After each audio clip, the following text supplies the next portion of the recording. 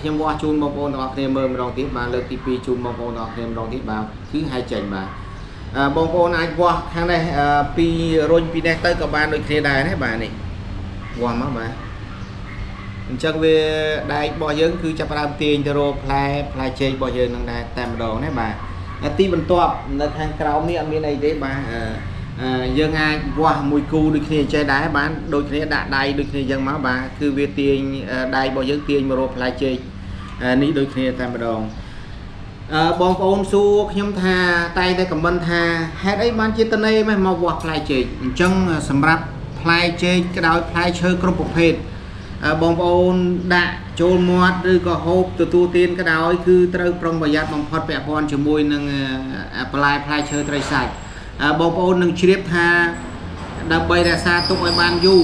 គេត្រូវធ្វើយ៉ាងម៉េចមិនបាច់ខ្ញុំនិយាយទេណាផ្លែឈើត្រីសាច់ក៏ដោយដើម្បីរក្សាទុកឲ្យបានយូរគឺគេមានវិធី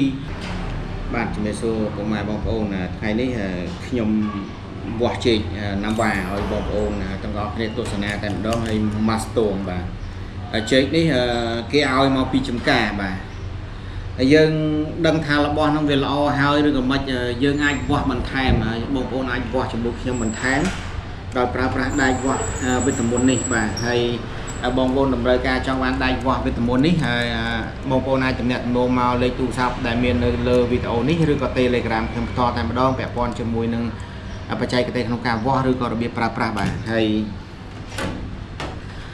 សម្រាប់បច្ចេកទេសក្នុងការវាស់បងប្អូនអាចវាស់ដែកនេះតែមួយក៏បានដែរប៉ុន្តែខ្ញុំលើកទឹកចិត្តឲ្យបងប្អូនទាំងអស់គ្នាវាស់នេះទៅវាស់នេះតែម្ដងវាស់មួយគូណាបងប្អូនវាស់មួយគូតែម្ដងបាទបងប្អូនអាចវាស់តែមួយក៏បានឬក៏វាស់មួយគូតែម្ដងគឺល្អសម្រាប់បងប្អូនដៃថ្មីណាបាទទី2បងប្អូនអាចដាក់ចម្ងាយមួយយ៉ាងអាមពីគ្នាអញ្ចឹងទៅបងប្អូនអាចលើកមកសំយ៉ុងចុះបន្តិចក៏បានដែរអត់អីទេណាបាទសំយ៉ុងចុះបន្តិចក៏វាហែកចេញដែរសម្រាប់លទ្ធផលពីការវាស់នេះណាបាទខ្ញុំវាស់ជូនបងប្អូនទាំងអស់គ្នាមើលម្ដងទៀតបាទលើកទី2ជូនបងប្អូនទាំងអស់គ្នាម្ដងទៀតបាទគឺហែកចេញបាទបងប្អូនអាចវាស់ខាងនេះពីរុញពីនេះទៅក៏បានដូចគ្នាដែរណាបាទនេះវាស់មកបាទអញ្ចឹងវា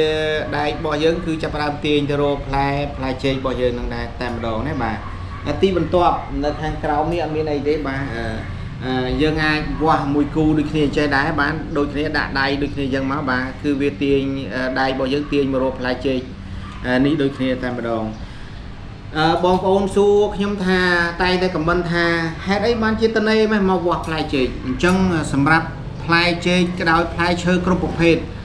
បងប្អូនដាក់ចូលមាត់ឬក៏ហូបទទួលទានក៏ដោយគឺត្រូវប្រុងប្រយ័ត្នបំផុតពាក់ព័ន្ធជាមួយនឹងផ្លែឈើត្រីសាច់បងប្អូននឹងជ្រាបថាដើម្បីរក្សាទុកឲ្យបានយូរគេត្រូវធ្វើយ៉ាងម៉េចមិនបាច់ខ្ញុំនិយាយទេណាផ្លែឈើត្រីសាច់ក៏ដោយដើម្បីរក្សាទុកឲ្យបានយូរគឺគេមានវិធីរបស់គេអញ្ចឹងយើងអត់ដឹងថាវាមានប្រភពមកពីណាបើសិនជាយើងអត់ច្បាស់បងប្អូនអាចប្រើប្រាស់ដែកវាស់នេះតែម្ដងទីបន្ទាប់នៅក្នុងវីដេអូក្រោយខ្ញុំនឹងបង្ហាញ